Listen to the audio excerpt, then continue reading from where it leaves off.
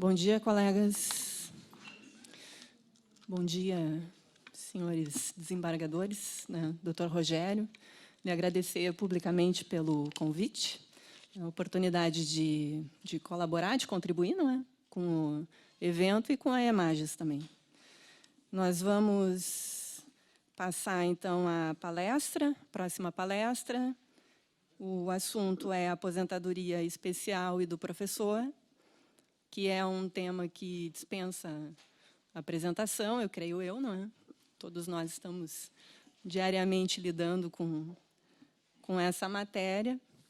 E temos hoje a presença do professor Sérgio Pardal Bacelar Freudenthal, que vai expor, já conversamos um pouquinho, já vi que temos aí muito conteúdo pela frente. Algumas novidades, algumas atualizações a fazer.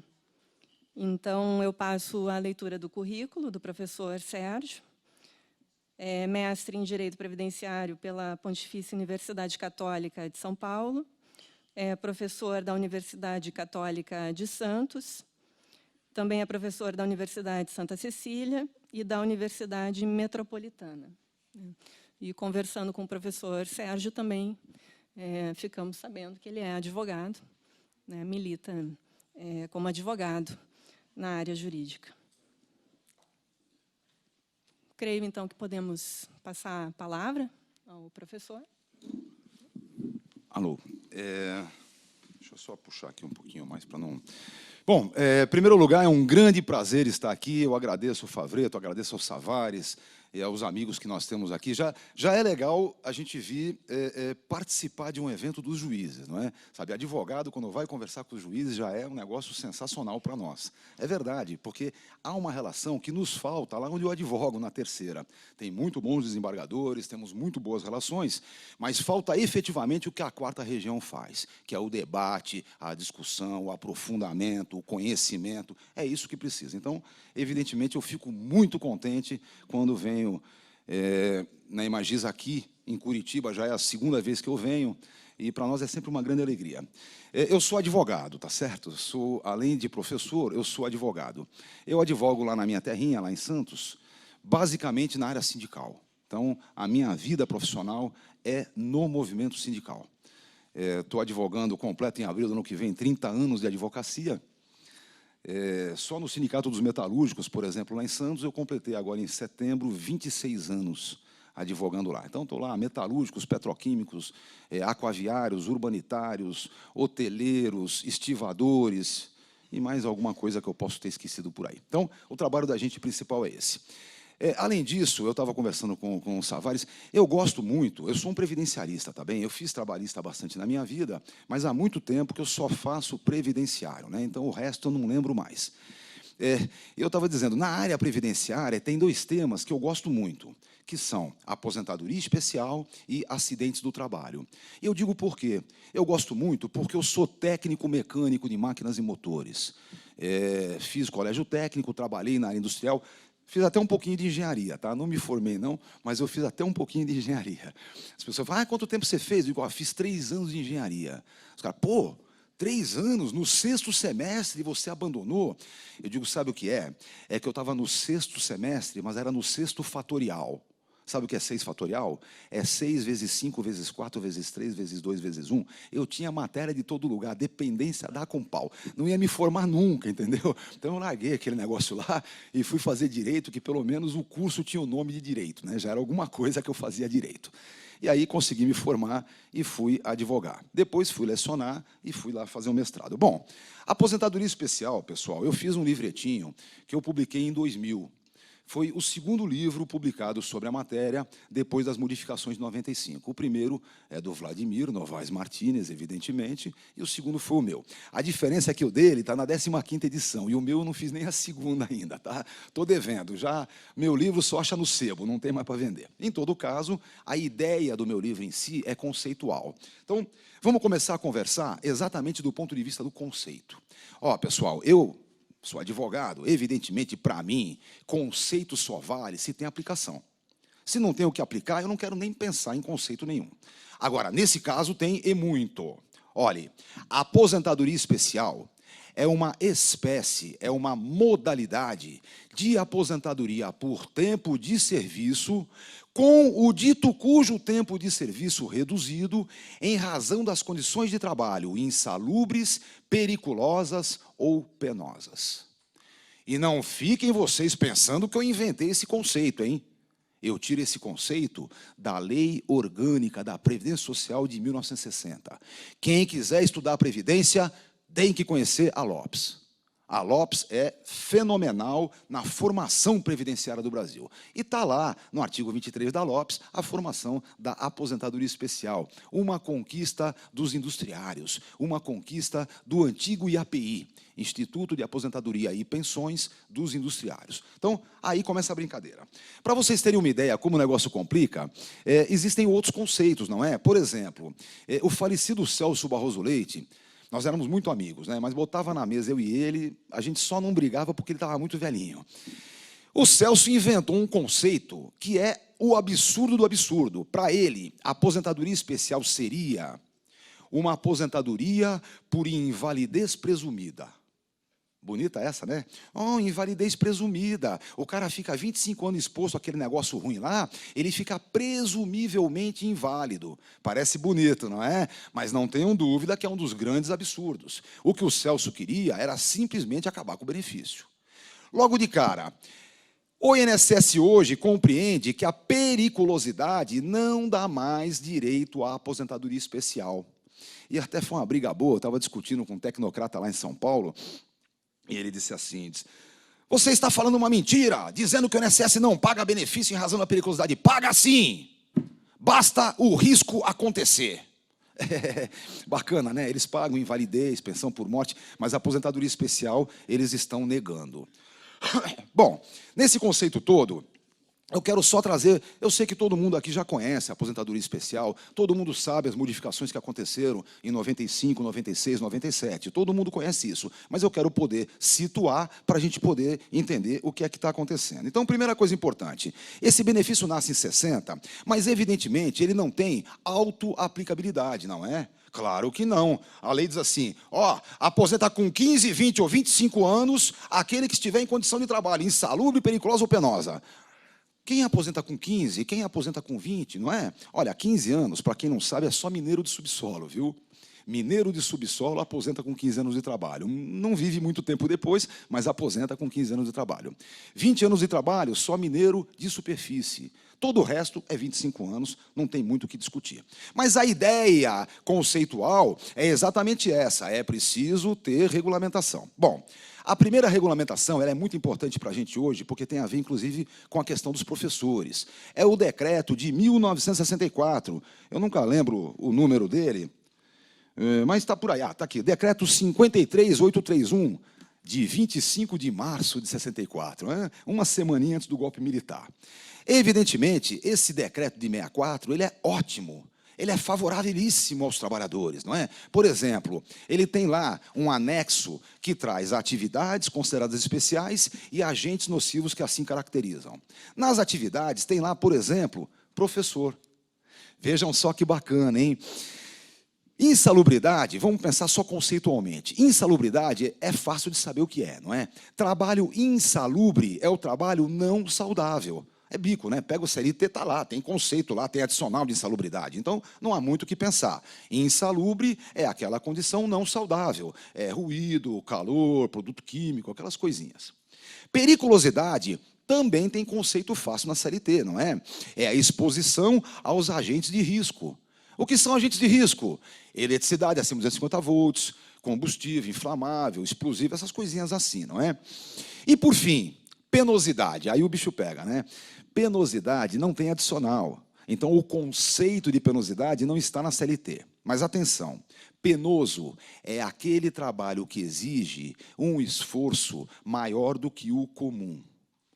Não é esforço sobre-humano, hein? É um esforço maior do que o comum. E aí as pessoas perguntam, físico ou intelectual? Tanto faz álcool ou gasolina, tá bem? Qualquer um dos dois caracteriza o trabalho como penoso. E aí, no decreto de 64, diz lá, professor, Aposenta com 25 anos. Por quê? Porque é atividade penosa. É isso que está lá colocado. Esse era o conceito que se dava para o professor no decreto de 64. Tá? Já vou voltar nele já vou falar dos professores já. Mas vejam só, acontece um grande problema do ponto de vista de conceito jurídico, não é? Quando o decreto de 64, em 68, é retirado da vigência pelo ditador de plantão da época, o tal de Costa e Silva, não é? Ele retirou, mas o AI-5 não tinha acontecido ainda, só foi acontecer um mês e pouco depois. O Congresso Nacional respondeu à altura, recolocando, através de uma lei, em vigor o decreto de 64. Atenção, pessoal, o decreto de 64 tornou-se lei, tinha poder de lei, porque foi revivido, não é nem repristinado, né? Repristinado se fosse lei, né? É decretinho, mas tornou-se lei, passou a ter valor de lei. Em 79, a ditadura solta uma nova... um novo decreto de 79, 83.080, trazendo 2 anexos. Um anexo de atividades especiais e um anexo de agentes nocivos. Só para ter uma ideia. Agente nocivo ruído, no decreto de 64, o limite era 80 decibéis. No decreto de 79, o limite era 90 decibéis. No decreto de 64, tinha eletricidade. No de 79, não tinha. E vai por aí afora. Evidentemente, como o decreto de 64 havia sido revivido através de uma lei, continuou valendo. Ou seja, decreto de 64 e decreto de 79 continuaram valendo, como se diz por aí, conjuntamente juntos, não é? Os dois, ao mesmo tempo, tinham validade. O que valia? Evidentemente, o que é mais favorável ao trabalhador é o que pode valer num caso desse. Todo mundo sabe, não temos nem que pensar demais no assunto. Bom, até aí, as coisas estavam razoáveis. Ah, mais uma coisinha importante, só para lembrar também. Uma lei de 1980 regulamentou a chamada conversibilidade dos tempos. Isso é importante, porque está pegando hoje. Vamos lembrar. O sujeito tinha, por exemplo, 10 anos trabalhados no porão do navio. Era especial. Aí formou-se de advogado, tirou carteirinha da UAB e não quer mais saber do porão do navio, vai trabalhar no seu escritóriozinho. No seu escritóriozinho, ele aposenta com 35 anos, não com 25. E aqueles 10 anos do porão do navio, como é que fica? Veio a lei de 80 regulamentando esta conversão. É regrinha de 3, matemática pura.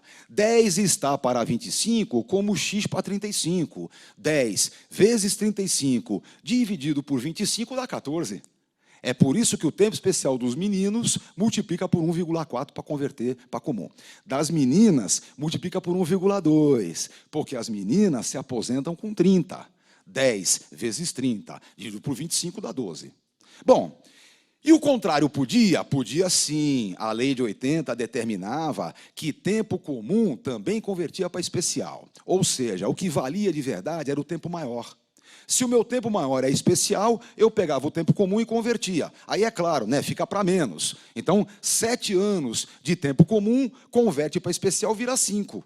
Por quê? 7 está para 25 como x para 35. 7 está para 35 como x para 25. 7 vezes 25 dividido por 35 dá 5. Tudo bem? Atenção, a lei de 95 acabou com essa conversão. É problema grave que os tribunais vão ter que pensar bem, eu já vou levantar isso já. Bom, até 80, portanto, estamos consolidando a aposentadoria especial, inclusive com os professores participando. Bom, temos um pequeno probleminha. Em 81, a ditadura soltou uma emenda constitucional, a emenda número 18 de 81, que determinou para os professores uma aposentadoria especial constitucional. Acontece que para professores era 30 anos, para professoras 25. E mais ainda, a aposentadoria especial constitucional não tem previsão legal de conversibilidade. Ou seja, para se aposentar como professor no campo constitucional é tudo ou nada. Ou eu tenho a professora 25 anos, ou o professor 30 anos, ou não aposenta na especial de professor nem a pau. Tá bem? Essa é a grande discussão que estava colocada na época. A dúvida que eu tenho é a seguinte, pessoal, quer dizer, eu não tenho dúvida disso, mas a grande discussão é a seguinte: a emenda número 18, que concede a garantia constitucional, por um acaso, ela retira o professor da lei ordinária? Só se tivesse escrito. Eu costumo dizer sempre, para tirar direito do trabalhador, para admitir já é difícil. Agora, sem estar escrito fielmente, não existe. Ou seja, é claro que os professores, mesmo depois de 81, continuaram se aposentando pela lei ordinária, pelo decreto de 64, não qualquer outra coisa. Por que eu estou levantando isso hoje? Porque hoje o INSS não admite conversão de tempo de professor pós-81. É um baita de um absurdo isso. Um baita absurdo. Pior ainda, pessoal, hoje a Constituição de 88 firmou bem a especial do professor, 30 anos para os professores, 25 para as professoras. E atenção, apenas para quem leciona na educação infantil, no fundamental e no médio. Professor universitário já está fora dessa brincadeira. Eu até não acho muito grave, não. Eu não vou dizer que professor universitário tem a penosidade do trabalho que é lecionar no médio, no fundamental, educação infantil. Tudo bem, é o que está colocado lá. Mas é bom lembrar que não existe conversão de tempo. Tudo bem? É matéria constitucional, sem previsão de conversibilidade de tempo. Nem especial para comum, nem comum para especial, nem porcaria nenhuma. Tudo bem? Então, a aposentadoria especial do professor hoje não está mais contida na lei ordinária, é verdade, e ainda por cima, de 1981 a 28 de abril de 1995, lei 9.032, seria um período que eu compreendo que cabe conversão do tempo especial do professor para comum. Mas o INSS não dá. O INSS defende com unhas e dentes que a emenda 18 de 81 teria retirado os professores da legislação ordinária. Não tem cabimento, eu acho que os tribunais vão responder diferentemente a isso. É que são poucas as ações desse campo, né? Porque é mera conversão de tempo. Bom, então, com relação à especial dos professores, não temos muito o que falar. Vamos voltar para o conceito da aposentadoria especial. Pessoal, até 1980, portanto, estava consolidado o benefício especial. Lembrar de uma coisa, o principal da aposentadoria especial é a área industrial, tá certo? Tem outros que também têm direito, estivadores não são da área industrial, também têm um direito, mas o principal mesmo era a área industrial. Acontece que, em 1988, nós tivemos a Constituição Cidadã. A Constituição Cidadã trouxe a aposentadoria especial como garantia constitucional. É uma pena que o legislador constituinte cidadão escreveu errado. Simples. Ele escreveu lá que a especial é determinada em razão da exposição aos agentes nocivos à sua saúde ou à sua integridade física. Pergunto: qual é a diferença entre a atividade insalubre, periculosa e penosa e exposição aos agentes nocivos à sua saúde ou à sua integridade física? Nenhuma. A única diferença é que insalubridade, periculosidade e penosidade são termos de caráter científico. E é isso que a lei devia trazer. Infelizmente, não é o que está lá. A partir daí, então, nós temos a discussão da lei nova. Vejam, não sei se vocês lembram, tinha um artiguinho das disposições transitórias, o 59, que dava um prazo de 6 meses para apresentar artigo, para apresentar o projeto de lei, 6 meses para votar e 1 ano e meio para colocar em vigência. Ou seja, na conta do legislador constituinte, em 5 de abril de 91, já tinha que estar implantado a nova legislação. Na época, havia um grande deputado federal do Rio Grande do Sul, que todo mundo aqui deve conhecer, infelizmente já falecido, chamava-se Floriceno Paixão. Floriceno Paixão apresentou um projeto de lei que foi aprovado no Congresso, fenomenal. Só para vocês terem uma ideia, na aposentadoria especial, ele dizia assim: quem receber adicional de insalubridade ou periculosidade, automaticamente aposenta com 25 anos. Claro, né? Qual é a diferença do conceito trabalhista para o conceito previdenciário, se o elemento é o mesmo, é o trabalhador? Não pode ter diferencial aí. Bom, mais uma coisa que ele fazia também bacana, dizia lá, quem trabalha em turno de revezamento, aposenta com 25 anos. Olha, a lei do Floriceno era tão boa, que era uma lei só, não era duas, que nem o imbecil do Antônio Brito fez depois. Então, era muito bom mesmo. Acontece que, na época, o presidente da República, não sei se vocês lembram, era o Fernandinho Beiramar Collor de Mello, lembra desse sujeito? Pois bem, ele vetou a lei do Floriceno na íntegra. E aí vem a Lei 8.212, 8.213, que acontece em julho de 91, retroativa a 5 de abril. Coisa de louco. Bom, na Lei 8.213 está lá, artigos 57 e 58, trabalhando com a aposentadoria especial. É bom lembrar que, a princípio, o artigo 58 dizia que o rol de atividades e agentes nocivos seria objeto de uma lei específica. Eu, na época, dava risada. Falei, o dia que o Congresso brasileiro tiver competência para isso, nós temos que acabar com as NRs, não é? NR15, NR... O que são as NRs? Decretinhos. Ora, eu quero ver o Congresso brasileiro fazer uma lei estipulando com exatidão quais são as condições de trabalho que podem ser admitidas no nosso país.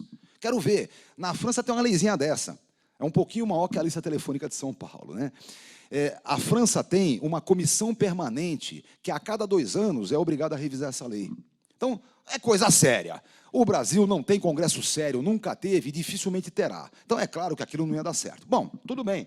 Enquanto não vem o novo rol, fica valendo os 2 antigos, né? O de 64 e o de 79, valendo o que for mais favorável. Então, ótimo, a gente estava feliz, satisfeito, sem problema. Quando nós chegamos em 95, aí começa a violência, não é? O neoliberalismo cresce no mundo assustadoramente e vem a Lei 9.032 arrebentando com a aposentadoria especial e com acidentes do trabalho. Não quero nem me dispor a falar muito sobre isso, que todo mundo aqui deve ter visto o que aconteceu, não é? Acabou a conversão de tempo comum para especial, só pode especial para comum. Acabou as atividades profissionais que por si só eram especiais, mas atenção, hein, pessoal, não significa que eles perderam o direito. Não, senhor. Lá tinha estivador, lá tinha motorista de caminhão, motorista de ônibus, tudo isso estava lá naquele rol de atividades especiais. Só porque esse rol não vale mais, não significa que esses trabalhadores perderam o seu direito. Não, senhor. Significa que, para ter o direito, eles têm que provar a exposição habitual e permanente ao agente nocivo. Isso sim é verdade, através da informação patronal, atualmente o tal do PPP. Outra coisa importante, lembrem que em 97 inventaram uma nova contribuição previdenciária patronal, que pode até parecer bonita, não é? O cara aposenta mais cedo por quê? Porque as condições de trabalho dele são horrorosas. Melhore as condições de trabalho dele, que ele não aposenta mais cedo. Ótimo. Ah, então vamos obrigar o patrão a pagar mais, porque aí ele melhora as condições de trabalho. Eu sinto muito, mas isso é uma ilusão. Isso é a mais pura ilusão. O que a grande massa patronal brasileira está fazendo de verdade é mentindo. Não mais do que isso. Não é à toa que a dona Cosipa, por exemplo, soltava um informativo que dizia assim: este peão está submetido, já contando EPI, a ruído acima de 80 decibéis. O que eles queriam com isso? Vou explicar. Até 5 de março de 97, 80 decibéis era o limite, não é? Depois vem 90, 85, já vou levantar essa discussão também, mas para a Cosipa interessava que até 97 ele tivesse na especial, para multiplicar por 1,4, ter tempo de aposentar e poder ir embora. Esses velhos de 40 anos, onde já se viu querer trabalhar na siderúrgica, aposenta aí de qualquer jeito. Só tem um probleminha.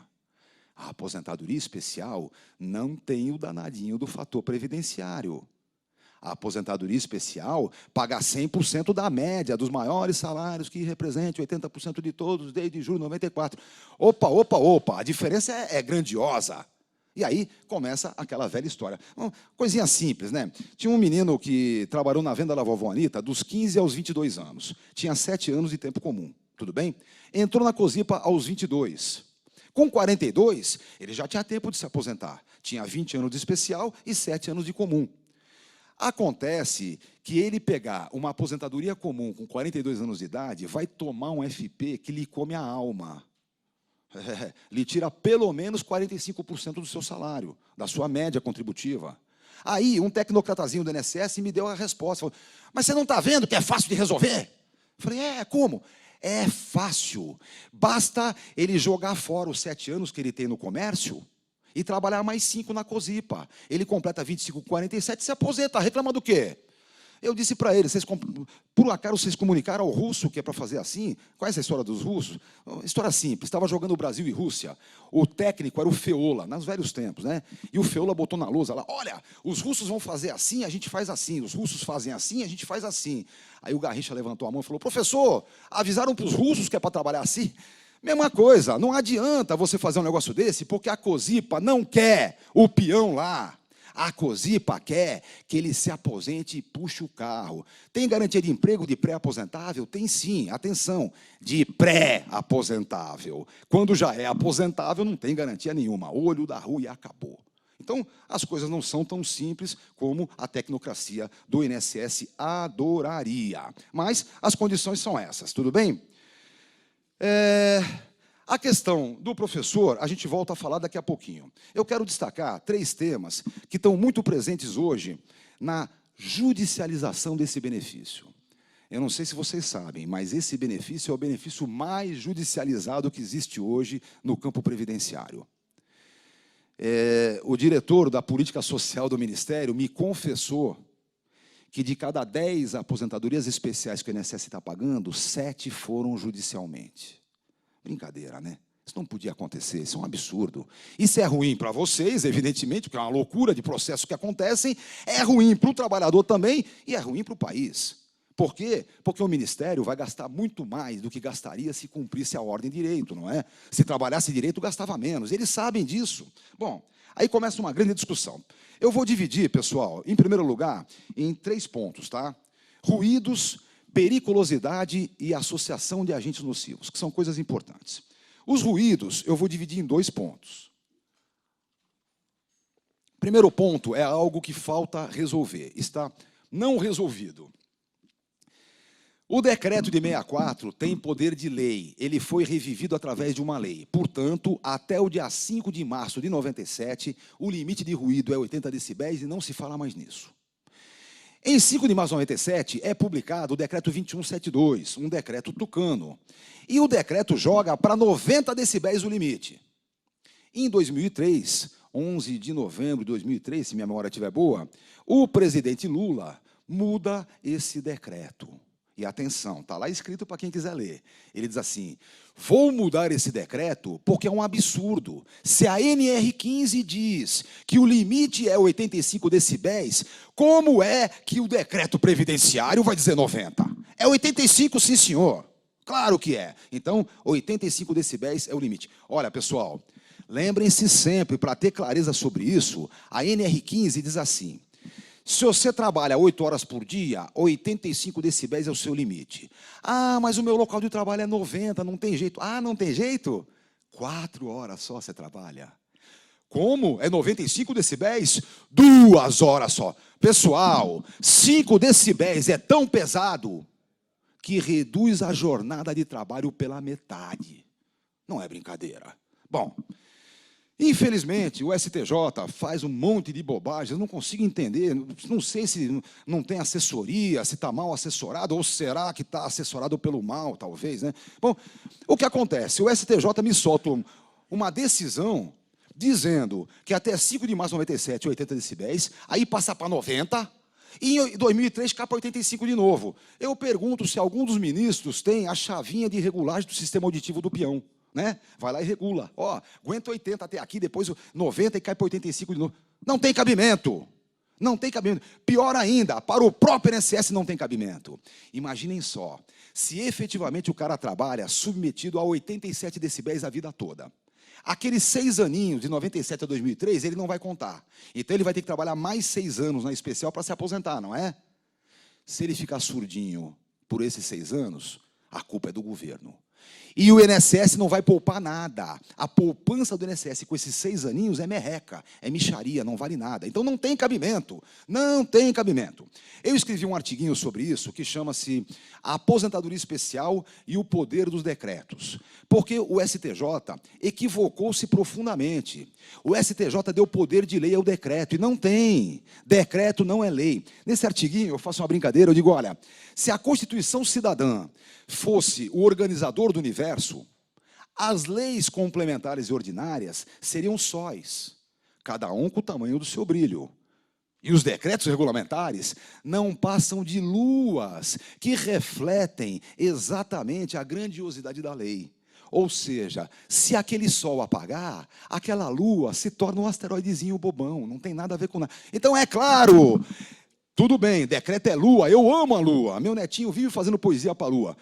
Mas lua não é sol, pelo amor de Deus. Lua não é sol. Decreto não tem poder de lei. Eu estou dizendo que não dá para ter dúvida. 85 decibéis é a partir do dia 6 de março de 1997. E olha, nós vamos virar isso no Supremo.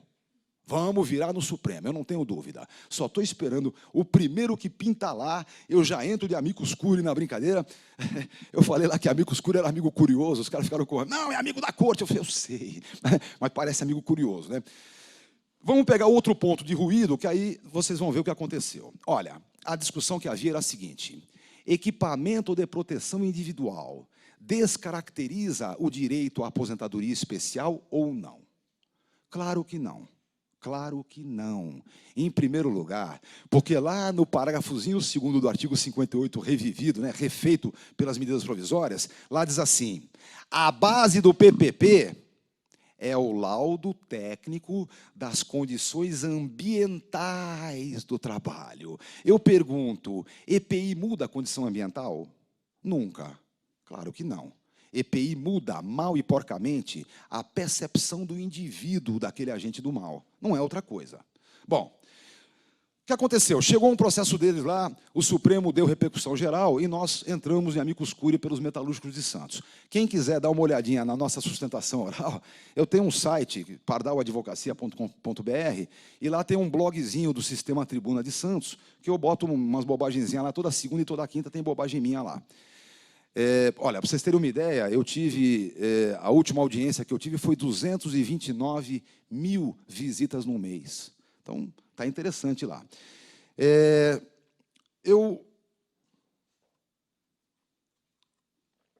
Voz.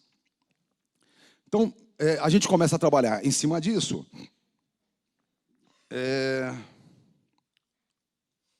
Com relação à questão do EPI, o que nós fizemos? Vocês podem procurar no blog, tem lá a nossa intervenção. Um negócio bem simples. Equipamento de proteção individual não muda a condição ambiental. Mais do que isso, equipamento de proteção ambiental, de proteção individual, em especial no tocante a ruído, nunca terá eficácia plena. Bom, nós fomos lá, fizemos a nossa sustentação, o Luiz Fux era o relator, até foi muito engraçado, quem assistir vai dar risada. Ele, quando começou a apresentar o voto dele, né, ele disse, eu tinha feito a minha falaçãozinha lá, e aí ele disse assim, olha, eu quero contar para vocês que eu estive na OAB um dia desses, e eu avisei aos meus amigos advogados que no banco da frente do carro do juiz, o que anda é a razão. E não a emoção, o coração, como anda com os advogados. Aí ele acabou de esclarecer, ele disse assim, um dos advogados que sustentou aqui, ao final da falação dele, disse o Luiz Fux, eu me senti tentado a levantar e aplaudir. Depois eu fui falar com ele, falei, muito obrigado pelo elogio, mas, pô, votou contra mim, o que adianta me elogiar, não é? Ele votou contra. E aí, o Barroso pediu vistas. Nós fomos visitar o Barroso e levamos um grande engenheiro chamado Paulo Rogério, que, para quem não sabe, é auditor fiscal do INSS. Ele foi conosco lá para defender a nossa posição. E aí o ministro do STF falou assim, mas não há aqui um problema de interesses diferentes? Aí o Paulo Rogério disse, olha, tudo bem, eu não falo em nome do INSS, aqui eu falo em nome da UNB. Eu sou pesquisador da UNB, Universidade de Brasília, e é em nome dela que eu falo. Aí ele botou aquelas bobagens todas de enfiar na orelha lá e disse, Excelência, só existe um momento em que o equipamento de proteção individual no tocante a ruído tem eficácia plena. O juiz falou, quando? Ele falou, naquelas cabeças de madeira que a gente usa para testar no laboratório. Em lugar mais nenhum isso acontece. Não deu outra, viramos, ganhamos. Teve lá, tinha um urubu sindical lá fazendo um monte de bobagem, não vou nem tocar nesse assunto aqui que não vale a pena, mas aconteceram algumas complicações. No final, a decisão foi a seguinte, ó, no tocante a ruído, está provado cientificamente que o EPI não descaracteriza de jeito nenhum a condição ambiental e, portanto, mantém o direito especial. Os outros EPIs, atenção, os outros EPIs, o Supremo diz que poderiam descaracterizar, se, e somente se, retirarem toda a nocividade do agente. Pessoal, vamos falar sério, EPM, conhece EPM? equipamento de proteção milagroso, não existe, tá bem? Não existe. Ou seja, não há um EPI hoje que descaracterize o direito à aposentadoria especial.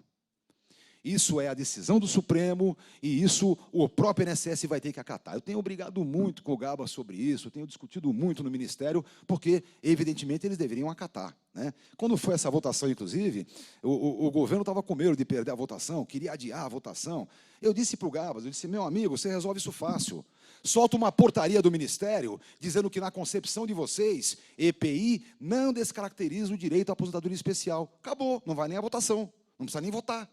Mas não fizeram isso, perderam, né? Foi a votação e tomaram o maior pau. Ainda bem, porque não tinha cabimento, né? Bom, essas coisas do ruído estão, então, nessa versão hoje, tá? EPI não descaracteriza, mas existe aquele pequeno probleminha entre 97 e 2003, se é 90 decibéis ou 85. Eu não tenho dúvida, deve ser 85, porque decreto não tem poder de lei. Decreto não tem tempo de vigência. Decreto é intérprete. Decreto é regulamentador da lei. Por isso, a sua validade é no período de validade da lei. Mas como? Vai valer para trásmente, como diria o Dorico Paraguaçu? Vai sim, vai sim. Por quê? Porque se o Poder Executivo interpretou incorretamente, pague por isso, cubra seus erros depois. Por isso é que não tem retroatividade, tem vigência do decreto de acordo com a vigência da lei. Bom, segundo ponto importante, a questão da periculosidade. Pessoal, o grande problema é o seguinte, no ato em que veio esse delírio do meu amigo Celso Barroso Leite, de que a aposentadoria especial seria uma invalidez presumida, eles entenderam que a partir daí descaracterizava a periculosidade. Porque o agente periculoso, na concepção deles, só daria direito ao benefício se acontecesse, né? Se tornasse o cara inválido, se matasse o cara, aí teria direito. Veja, são grandes absurdos, não tem cabimento. A exposição ao agente de risco é tão habitual e permanente quanto qualquer outra. E aí vem uma brincadeira interessante. Vejam só, o INSS quis confundir periculosidade com atividade profissional especial. Então, no momento que a Lei 9.032 retirou a atividade profissional do caput do artigo 57, o INSS disse, está vendo? Periculosidade não paga mais. Não está escrito isso. E o pior, o INSS continuou admitindo a eletricidade até o dia 5 de março de 97. Por quê? Porque a eletricidade estava no decreto de 64 como agente nocivo e não como atividade. Não era o eletricitário que tinha direito, e sim o sujeito exposto à eletricidade acima de 250 volts. Bom, de 6 de março para frentemente, o INSS não quis mais acatar. Mas eu não vi até hoje nenhuma decisão judicial que não concedesse a especial do eletricitário. Ou seja, nesse caso, a jurisprudência, pelo menos pelo que eu vi, é total e absoluta, do Supremo até embaixo. Eletricidade é agente nocivo que caracteriza a especial. Ora, se a eletricidade é isso, o combustível também é. Ora, o explosivo também é. Então, essa é a discussão que está correndo. Evidentemente, isso vai se resolver da melhor forma possível, seja por composição com o governo, seja através das ações judiciais. Bom, terceiro caso importantíssimo que eu quero pegar. Associação de agentes nocivos. Vejam só, eu estou falando mesmo de estivador e portuário. Não estou falando de mais ninguém. Estou falando dos trabalhadores da estiva.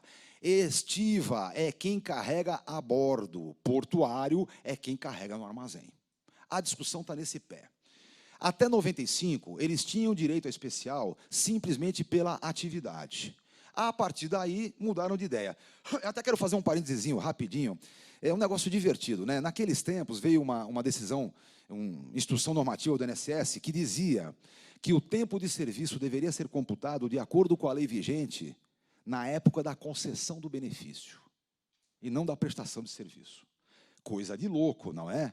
Imagina, o estivador, no dia 25 de abril, no dia 28 de abril de 95, quando veio a nova lei, ele tinha 24 anos e 11 meses de trabalho no porão do navio.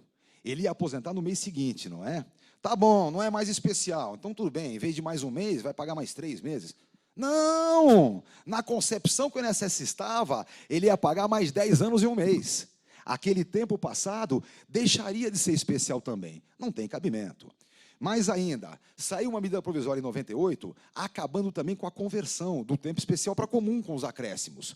Só que a legislação depois não manteve. Bom, o INSS quis manter essa discussão, a Central Única dos Trabalhadores entrou com uma ação civil pública em Porto Alegre. A juíza Marina Vasques, grande pessoa, deu-lhe uma antecipação de tutela erga omnes, mandando computar o tempo de acordo com a lei vigente na época da sua prestação e mandando converter tempo especial para comum com o devido acréscimo. Dizia ela o seguinte: eu não admitirei que um dia de especial seja comparado a um dia comum, porque não é. Então, sensacional. Não resolveu tudo, mas resolveu algumas questões básicas. O mais interessante é o seguinte: essa decisão, não sei se vocês conhecem, lembra dessa decisão de Porto Alegre? Ficou famosíssima. Foi confirmada no tribunal, ela sentenciou, a sentença foi confirmada de novo, chegou no STJ. O ministro do STJ, Gilson Dipp, eu acho que ele não conhecia bem Previdência. Eu acho que ele não teve Previdência na escola. Então ele olhou aquele processo e falou: ih, rapaz, é difícil, sacudiu, balançou, falou: ah, já sei. O Ministério Público não é parte legítima. Pronto, não vale mais, acabou. Juro que a decisão foi essa. Para quem não viu, procure. Essa foi a decisão. Significaria, na verdade, 60 mil aposentadorias especiais cassadas. Significaria 300 mil aposentadorias comuns com tempo convertido cassadas. Já imaginaram? 360 mil aposentadorias cassadas do dia para o outro. Acontece que o presidente da República era já o companheiro Lula. O Lula disse assim: como é que é o negócio? Isso não vale mais na decisão? Não tem problema, abre aí a 3.048, artigo 70 e põe lá. Então, artigo 70, 3.048 é claro. O tempo de serviço deve ser computado de acordo com a lei vigente na época da sua prestação. E o tempo especial convertido para comum terá o devido acréscimo para todo o sempre. Acabou. Então, são questões que foram decididas fundamentalmente ali. Outras não foram. Por exemplo, a questão estivador. O estivador, em 95, perdeu o direito por atividade em si. Ele passava a ter que, obrigatoriamente, comprovar a exposição aos agentes nocivos, não é? Na época, em 97, nós fizemos um contato com a delegacia do Ministério do Trabalho e a delegacia fez um laudo para a gente. Visitou 18 navios, um deles, inclusive, com um sal. Já viram o porão de sal, como é que é? Porão de sal é sensacional, pessoal. Eles jogam o porão e espalham. Eles jogam o sal no porão e espalham. Aquilo empedra.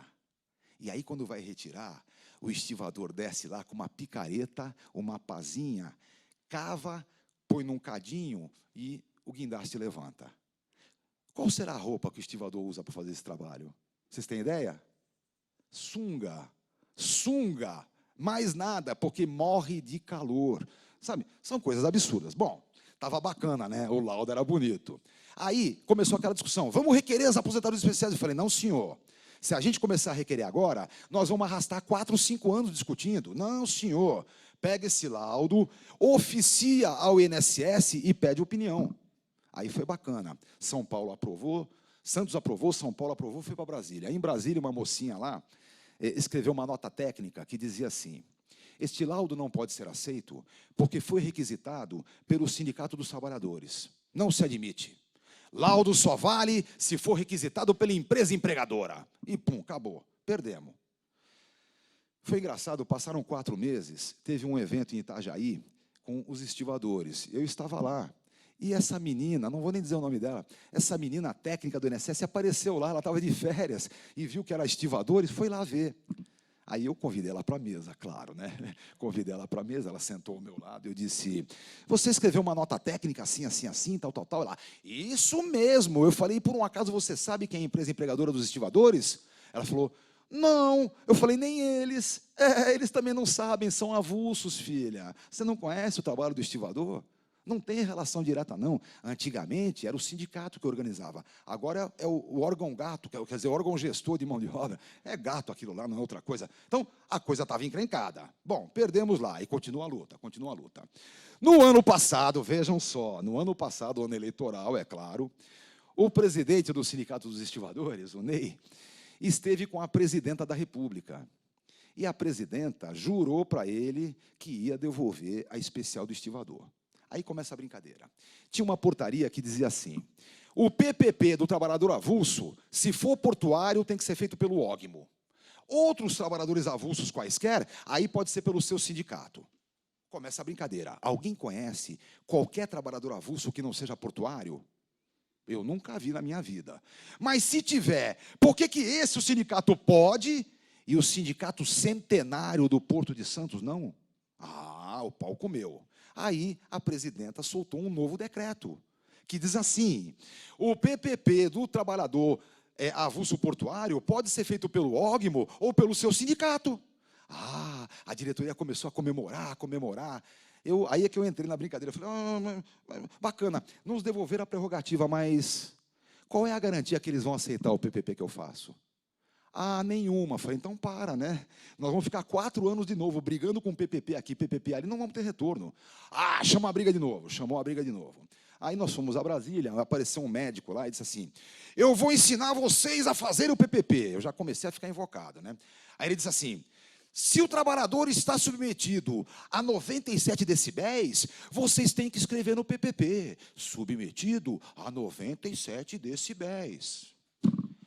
Eu levantei a mão e disse: ontem ou hoje, meu amigo? Ele falou, como? Eu falei, ontem ou hoje. Entenda uma coisa, o trabalho do estivador é rodiziário, sabe? Ele vai para a parede. Um dia é 97 decibéis, no outro é 102. No outro não tem ruído nenhum, mas tem um produtinho químico que acaba com ele. Ora, entenda, ali o que existe é uma associação de agentes nocivos. É por isso que é habitual e permanente. Bom, a briga foi feia. No final das contas, nós chegamos à seguinte conclusão. Isso vai resolver agora, hein? O sindicato contratou uma empresa que está acabando agora o LTCAT do Porto. E a autarquia previdenciária admitiu que o PPP que o Sindicato dos Estivadores fará para João, José, Joaquim ou Pedro será absolutamente igualzinho. A única coisa que muda é a data de ingresso na estiva. O resto, a exposição é igual. Eu disse ao médico que estava nos auxiliando lá, eu disse, olha, ou a gente faz dessa forma, ou o INSS vai ter que designar um técnico para cada estivador por 25 anos. Não é? Vai andar com o estivador para cima e para baixo para ver o que acontece. Então, não tem cabimento.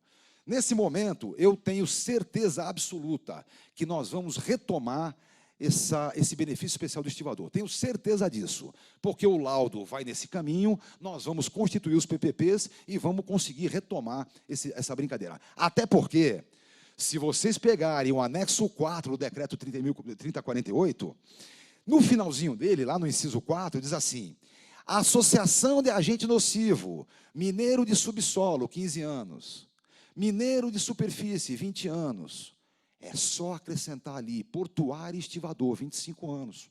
Acabou. Está resolvido o problema. Então, eu acho que vai se resolver. Olha, então nós temos a questão do ruído, resolver um lado, vai resolver o outro. A periculosidade vai resolver judicialmente mesmo, o INSS vai ter que se render mais hora, menos hora. E, por fim, a associação de agentes nocivos que se relacionam principalmente com o porto. É aquela historinha, pessoal. Santos é uma cidadezinha que não tem pão de crescer, né? É uma ilhotinha, aquela pressão toda. Existem grandes problemas quando chegam os caminhões para fazer descarga. Mas, só para ter uma ideia, pessoal, aqui em Paranaguá, é um porto bacana, moderno, cabem 7 navios. Lá na minha terrinha, só cabem 54. Imaginem, não é qualquer brincadeira. É o maior porto da América Latina, ou, se preferirem, é o maior porto do hemisfério sul do planeta. Não é qualquer coisa. Então, evidentemente, é preciso buscar. Olha, até uma coisinha importante, não sei se vocês viram, mas o TST deu uma solução horrorosa. Primeira coisa, até 91, para quem não lembra, uma das exigências para você se aposentar na voluntária era a carta de desligamento da empresa empregadora. Isso acabou em 91. Acabou porque o Collor queria acabar com o benefício. Por isso que acabou a obrigação de rescisão do contrato. Eu acho um absurdo. Aposentar-se, me ensinou meu mestre Aníbal Fernandes, significa retirar-se para os seus aposentos. Tá bom? Abrir vaga no mercado de trabalho para quem quer entrar. Isso sim é aposentar de verdade. Bom, acontece que não tem rescisão de contrato mais. E o TST resolveu que, se num contrato comum não rescinde o contrato, Na vinculação do ógmo, também não rescinde. Quem aposentar na comum no Porto hoje, continua vinculado ao ógmo, fazendo aparelho da estiva. Se aposentasse na especial, não continuava, não é? Especial não pode admitir, senão para que ela serve? Ela serve para aposentar mais cedo e não continuar exposto. Bom, já começa aí a briga. Sabe o que está acontecendo no Porto? Já tem octogenário aposentado fazendo parede. E aí começa o problema mais grave. Ele nunca vai pegar serviço porco. Serviço ruim ele não pega, ele deixa passar. Só pega serviço bom, ele tem a aposentadoria dele todo mês. Sabem o que vai acontecer? O cara que tem 30 anos, invocado porque aquele velho octogenário só pega coisa boa, vai puxar a peixeira e vai esfaquear o cara. Ora, veja, se o octogenário não morrer por acidente do trabalho porque não sabe o que está fazendo, vai morrer assassinado pelo jovem que quer trabalhar. É duro, né? Mas é bem verdadeiro o que está acontecendo. Bom, eu acho que nós vamos ter solução. Agora, claro que vai ter problemas, né? Porque com a somatória 95-85, já é possível aposentar na comum pelo mesmo valor da especial, sem FP. Então, o estivador que puder sair pela Fórmula 95 ganha a mesma coisa que ganharia na especial e não sai do ógmo, continua vinculado. Vai dar muita confusão. Eu já estou aqui no finalzinho. Eu só quero levantar 3 questões bem rapidinhas, que também vale a pena a gente dar uma pensadinha, porque vai rolar para vocês. Não tenham dúvida. Vai aparecer no trabalho de vocês, com certeza. São 3 coisinhas. Ó. A primeira coisa é o seguinte, pessoal. Conversão de tempo comum para especial. Pelo menos até 28 de abril de 95, quando vem a nova lei, tem que poder converter. O tempo comum prestado no período em que podia ser convertido, tem que poder converter. Porque a coisa é muito simples, pessoal, a coisa é muito simples. O cara tem 42 anos de idade, se ele sair na comum, vai tomar um FP que lhe come a alma. Ele precisa ter, no mínimo, a conversão do tempo anterior a 95 para especial, diminuindo o valor, mas converter. Outra coisa importante ainda na conversão, o sujeito fica 5 anos afastado com auxílio-doença. Se for B91, auxílio-doença acidentário, nem se discute, o tempo especial lá dentro é o tempo especial aqui fora também. Mas se for B31, não conta como tempo especial? Conta como comum? E aí, contando como comum, ele tem que pegar o especial, converter e sair com FP lhe comendo a alma. Pelo amor de Deus, não é possível. Ou seja, o período de afastamento por doença deve ser contabilizado exatamente igual ao tempo da ativa, senão é punição. Ficou doente, seu sem vergonha, vai ver só o que lhe acontece. Não tem cabimento. Então, são essas as complicações do tempo comum. Segundo ponto importantíssimo nos dias de hoje. A história do agente infeccioso e agente infecto-contagioso. Já viram isso? O pessoal que trabalha na área da saúde, hoje o decreto dizia o seguinte, quem trabalha submetido a agentes infecciosos aposenta com 25 anos. Seja médico, enfermeira, recepcionista, o diabo que for. Está exposto habitual e permanentemente a agente infeccioso, aposentava com 25 anos. Daqui a pouco sai um decretinho novo. E no lugar de infeccioso, entrou infecto-contagioso. Eu olhei aquele, que raio é isso aqui? Telefonei para o maior infectologista do Brasil. Chama-se Marcos Caseiro, é lá da minha terrinha, trabalha no CRAIDES. É um cara sensacional. Liguei e falei, alemão, conta para mim um negócio. Qual é a diferença de infeccioso para infecto-contagioso? Ele falou, é fácil. Infecto-contagioso é só aquilo que pega pelo ar. O resto é só infeccioso.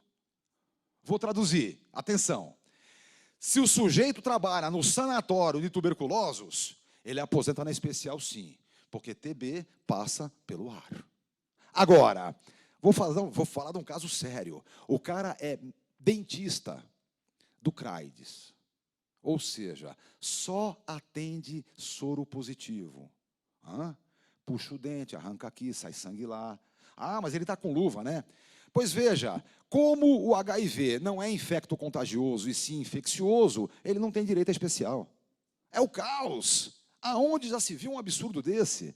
Então, é algo que, com certeza, bem pequenininho, não vai ser tão grande, mas vai cair também nos tribunais, né? O diferencial de infeccioso para infecto-contagioso. E, por fim, a última coisinha que eu quero levantar, só para jogar no ventilador. Autônomo. Autônomo. Olha, não estou falando de qualquer contribuinte individual, hein? Empresário não, claro que não. Autônomo, sujeito que presta serviço de forma autônoma. Ele pode aposentar na especial? O INSS diz que não. Sabe o que o INSS diz? Não pode, porque não tem patrão contribuindo. eu só pergunto uma coisa, aonde na lei está escrito isso? Ah, não está. Então não está. Se não está, não é. Acabou. Essa é a grande discussão. Vamos pegar um exemplo básico. O menino é dentista, odontopediatra. Todos os dias ele tira raio-x da boca da criançada. Ele tem direito a aposentar na especial? Lógico. O raio-x é terrível. Se ele trabalha de forma habitual e permanente ao raio-x, 25 anos tem que aposentar. Quem é que faz o PPP para ele? Qualquer um que ele contratar. Ora, engenheiro de segurança, médico do trabalho, faz um LTCAT, faz o PPP e apresenta. O INSS vai negar, tá? O INSS vai negar. Vai cair mesmo, é nos tribunais. Bom, fora isso, pessoal, existem muitas coisas que ainda vão acontecer na relação da aposentadoria especial. Eu deixei aí alguns artigos, para quem quiser, tem muitos artigos meus, eu publiquei muita coisa sobre a aposentadoria especial. Teve um momento que fizemos uma homenagem ao Aníbal, e eu publiquei uma matéria que eu falo, a aposentadoria especial ainda existe, porque muita gente queria que não existisse mais, né? Até eu estive discutindo com o pessoal da Fundacentro a questão da especial dos estivadores de lá. Aparece um débilzinho mental, um técnicozinho imbecil, vira para mim e diz assim, sabe qual é o problema? É que vocês querem vender a saúde do trabalhador. Eu queria bater nele, né? Eu falei, não me venha com churumelas, meu amigo. Eu não quero vender porcaria nenhuma. O que eu sei é o seguinte, enquanto não melhorar as condições de trabalho, o patrão que se vire, pague adicional, pague contribuição da aposentadoria especial e que se arrebente. No dia que eles melhorarem efetivamente as condições de trabalho, aí que acabe os benefícios, que acabe adicional, e não o contrário. Sabe, ele aposta no quanto pior, melhor. Ele acha que o trabalhador só luta por condições salubres se ele não ganhar nada com a insalubridade. É um imbecil, né? Ele está dizendo que os trabalhadores gostam de vender a sua saúde. Eu não posso admitir esse tipo de coisa com toda certeza. Bom, pessoal, meu tempo foi. Acho que temos talvez 10 minutos, se tiverem alguma pergunta, alguma questão. De qualquer jeito, para mim é sempre uma grande alegria. Eu gosto demais de vir conversar, de vir apresentar aquilo que a gente acha, exatamente porque a gente tem, como eu posso dizer, nós temos um certo entusiasmo pela matéria, entende? Então, esse entusiasmo que a gente apresenta pela matéria é pela sua importância no dia a dia de hoje, né? A aposentadoria especial, ela vai correr exatamente pelo seu conceito. Se a aposentadoria especial é por tempo de serviço reduzido, em razão da insalubridade, periculosidade e penosidade, a história é uma. Se a especial for, como queria o Celso, invalidez presumida, a história é outra. Olha, para vocês terem uma ideia, um dos parágrafozinhos do artigo 57 diz que o sujeito que voltar a trabalhar ou continuar trabalhando nas condições que ele se aposentou por esse artigo, terá aplicado o artigo 46. Vai no artigo 46, sabe o que diz? Diz assim, aposentado por invalidez que voltar voluntariamente ao trabalho vai ter o benefício cassado. Pelo amor de Deus, não é?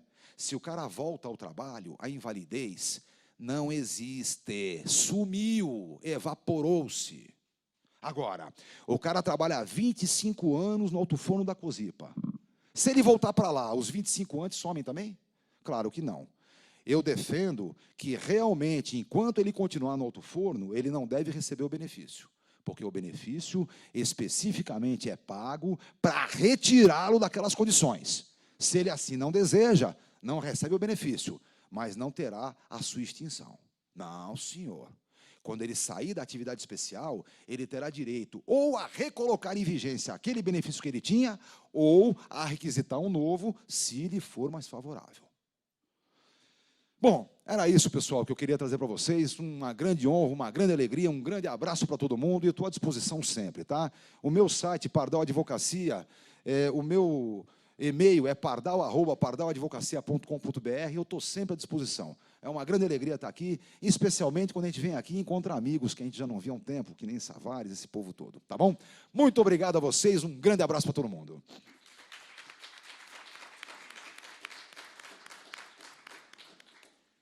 Professor, oi.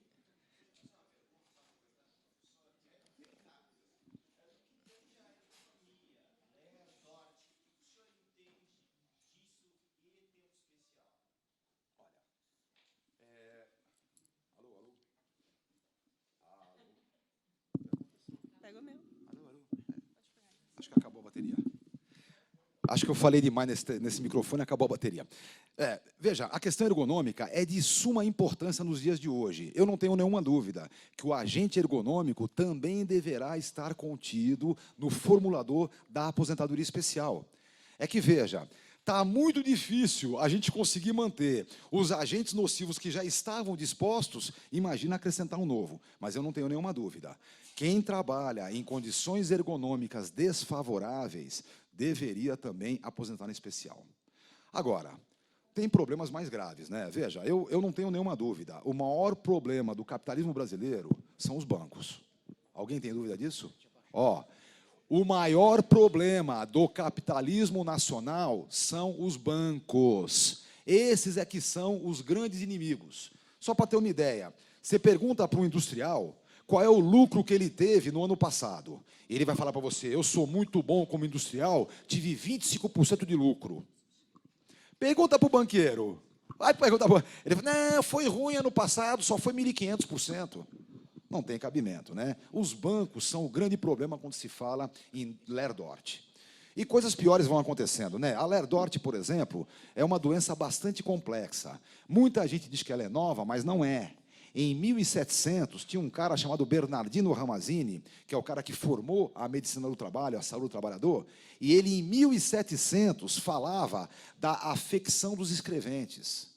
Então, não é qualquer coisa, é bastante antigo e deveria ter um pouquinho mais de atenção, não só na área médica, mas também no campo jurídico. Eu não tenho dúvida, os agentes ergonômicos também devem fazer parte dos agentes que caracterizam o direito à aposentadoria especial. Vai ser briga danada essa, mas eu acho que tem que ser. O colega também quer fazer uma pergunta? A gente tem tempo para algumas perguntas? Uns minutinhos? Professor... Então, eu vou abrir aqui democraticamente. Diga lá, diga lá. Professor Pardal, né? Isso mesmo. Rapidamente, eu gostaria de dizer que é um privilégio lhe ouvir. Eu tenho o seu livro. Lembro quando saiu do Vladimir e o seu. Achei muito legal essa referência a Lopes. Acho que é verdade, né? O russomano lá ainda ajuda bastante nesses conceitos. Enfim, realmente foi excelente a sua palestra pela riqueza de detalhes, pela clareza e tudo mais. E o que eu gostaria de pedir é que, fugindo um pouco de toda essa abordagem, porque a sua abordagem foi toda ela muito favorável à aposentadoria especial. Inclusive, lhe parabenizo também por ter citado 2 exemplos que são importantes. Primeiro, do sujeito se aposentar com 42 anos, e segundo, de ter um velhinho de 80 trabalhando ainda como estivador.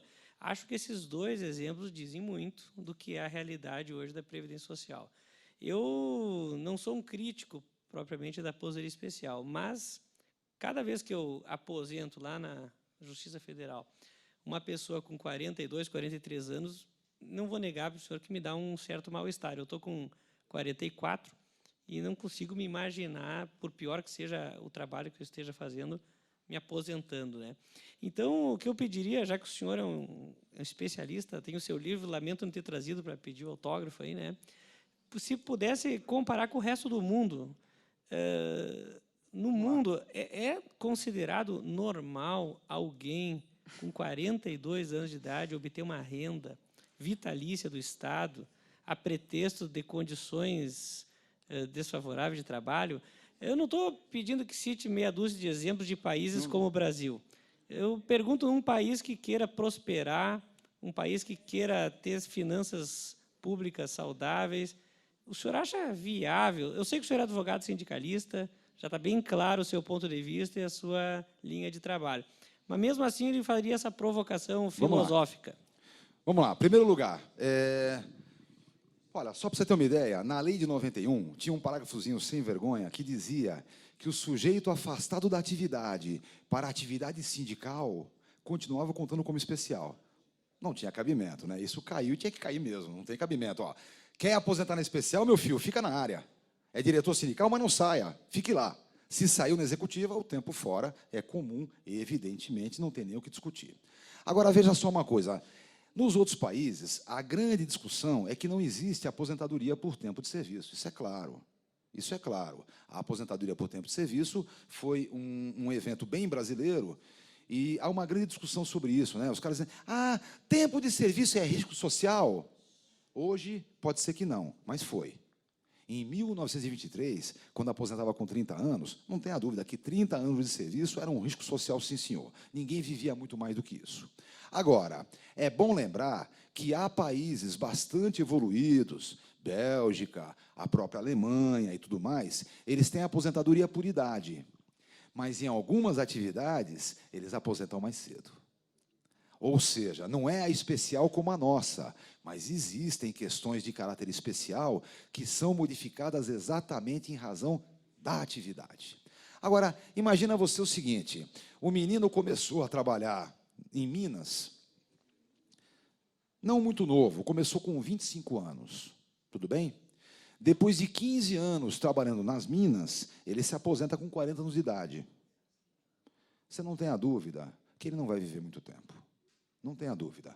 As condições de trabalho nas minas são terríveis. Matam mesmo.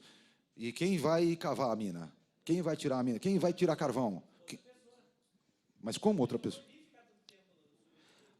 Então, mas aí veja uma coisa. Se ele aposenta com 15 anos e quiser trabalhar em outro lugar, ele pode. Mas alguma coisa ele tem que ter retorno. Ele perdeu 15 anos da vida dele no subsolo, dando cabeçada no carvão, e não tem retorno nenhum? Ninguém pode trabalhar mais de 5 anos na mina. Ué, ele faz o que da vida fora isso? Não é tão simples, né? Você tem que dar atividade para ele. No capitalismo é complicado, sim. Veja, se você tem um regime como é o Brasil hoje, você não tem condição de fazer imposições desse tipo. Você não consegue fazer imposições desse tipo na condição de hoje. Pessoal, olha... Pessoal. A coisa é bem simples. Só um minutinho. Pessoal, olha, atenção. Gente. A coisa é bem simples mesmo. Primeiro, exige-se que melhorem as condições de trabalho. Depois, nós acabamos com a aposentadoria cedo demais. Olha, pessoal, no mundo todo hoje, a tecnocracia tem batido com duas questões básicas. A tecnocracia está dizendo assim, o sistema de seguro social não vive, sabe por quê? Porque o trabalhador hoje cisma de aposentar e continuar vivo, onde já se viu. Antigamente, aposentava e rapidinho morria. Agora o cara fica vivo muito tempo. E pior ainda, ele na sua vida fez menos filhos. Como que ele quer que o sistema de seguro social sobreviva com menos filhos que ele fez e o cara vivendo mais? Morra logo! Espera aí, pessoal, vamos falar sério. Longevidade e controle de natalidade são avanços da humanidade, não são retrocessos, são avanços. E aí, o seguro social fica mais caro? Fica sim. Quem é que tem que pagar por isso? Eu não tenho dúvida, quem tem mais, não quem tem menos. Pessoal, o seguro social precisa de mais dinheiro e não de menos benefício. Essa é a relação verdadeira, e não é só no Brasil não, hein? As questões de seguro social estão sendo alteradas no mundo todo. Olha, a Alemanha aposentava por idade com 65 anos, tá? Já é hoje 67. E daqui a 2 anos será 71. Ih, acabou a pilha desse aqui também. Voltou aqui.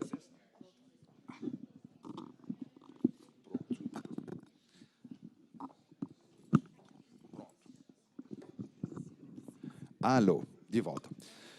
Ou seja, a grande questão é exatamente essa. Ou a gente melhora as condições de trabalho, dá condição de vida e acaba com esses benefícios todos, ou vai ter que manter. Então, o nosso problema efetivo é condições de trabalho.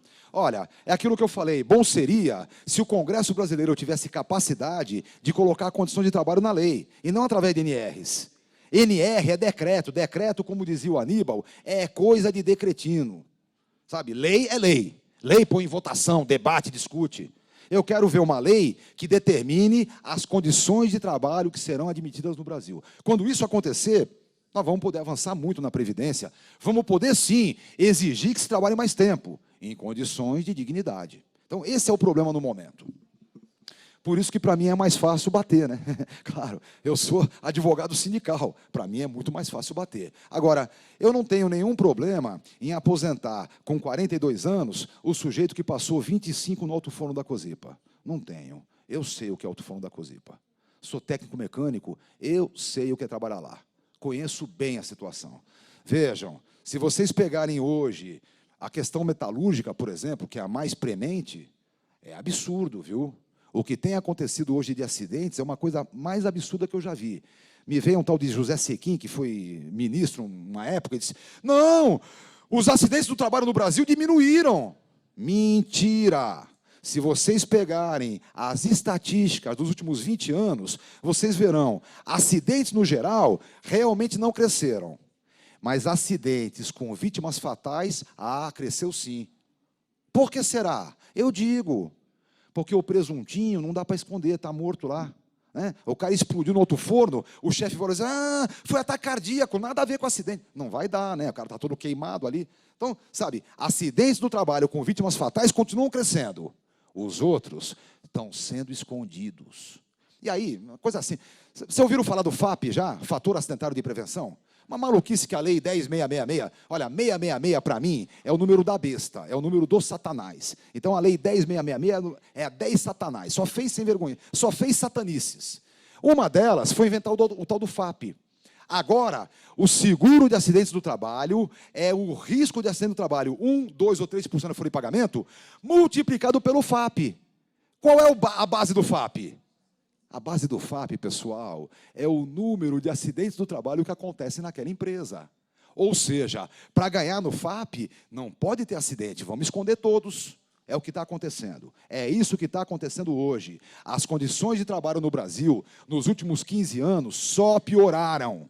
Não melhoraram de jeito nenhum. Olha, vamos visitar a COSIPA. Eu, quando fiz técnico mecânico, quando eu fazia o meu colegial técnico, eu fui na COSIPA em 1975. Eu juro para vocês que podia almoçar no chão, tá bom?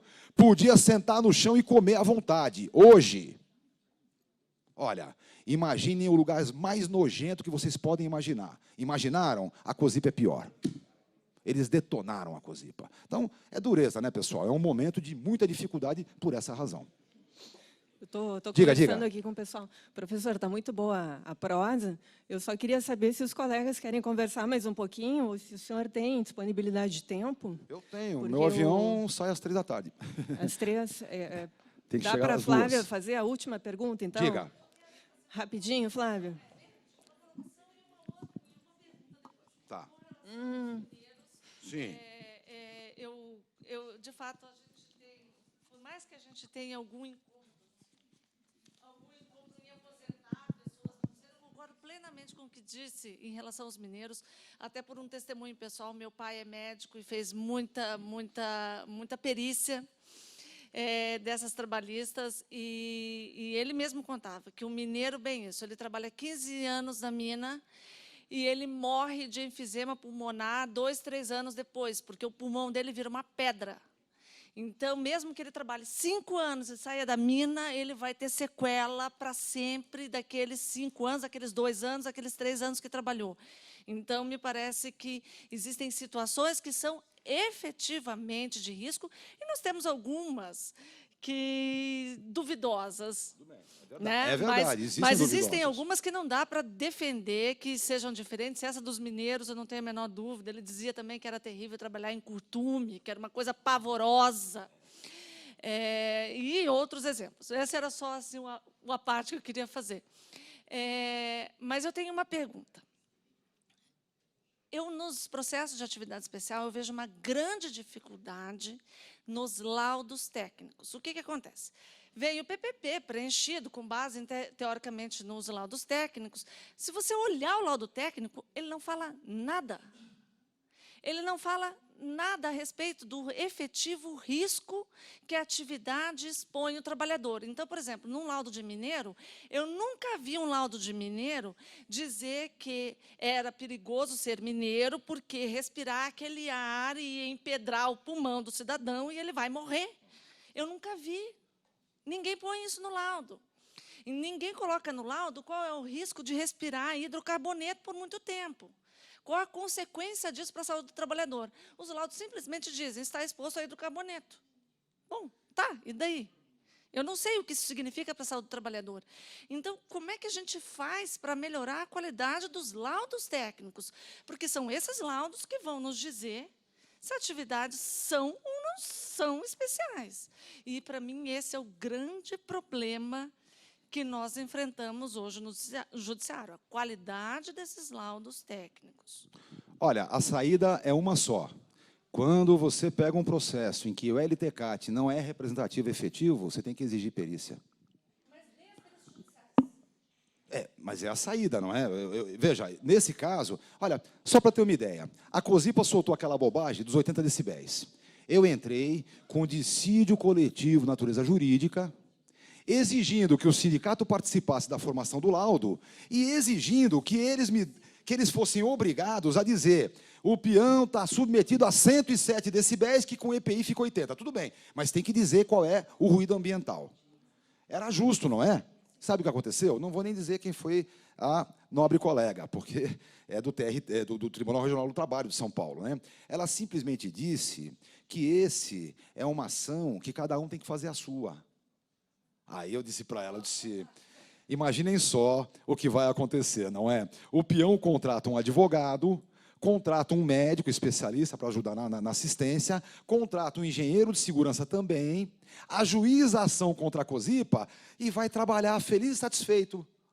A COSIPA não vai persegui-lo, não, mandar embora nunca. Só vai mudar a função dele, ele vai virar observador do alto forno, pendurar ele cabeça para baixo, entendeu? Pendura o cara, mergulha. Claro que não é possível entrar com uma ação trabalhista e trabalhar, não é assim. Ele não é petroleiro, entendeu? Concursado que não pode ser mandado embora. Então, a coisa é muito grave. Nesse caso, foi interessante, eu comecei a entrar com as ações contra o INSS, alegando, inclusive, que o INSS fazia conjugação com o patrão para não dar benefício. E comecei a ganhar. Na 10ª turma, inclusive, em São Paulo, foi mais uma loucura, ganhei muitos. Um certo momento, o Sérgio Nascimento estava presidindo e estava lá o Ministério Público. Ele não teve dúvida, denunciou a COSIPA ali.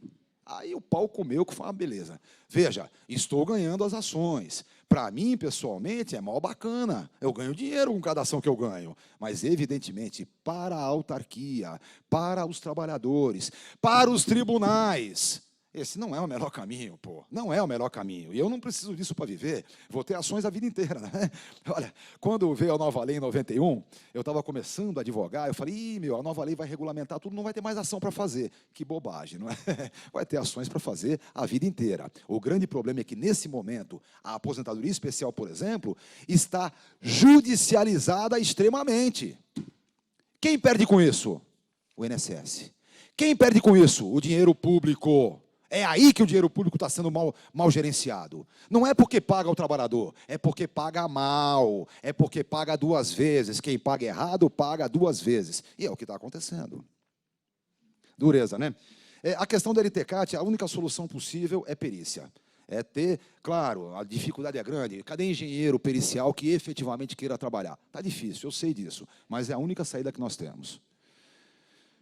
Eu tenho conseguido agora na Federal muitas perícias, e perícia faz a COSIPA tremer. A COSIPA não gosta que eu chame de COSIPA, diz que é Usiminas. Para mim é COSIPA até o fim da vida.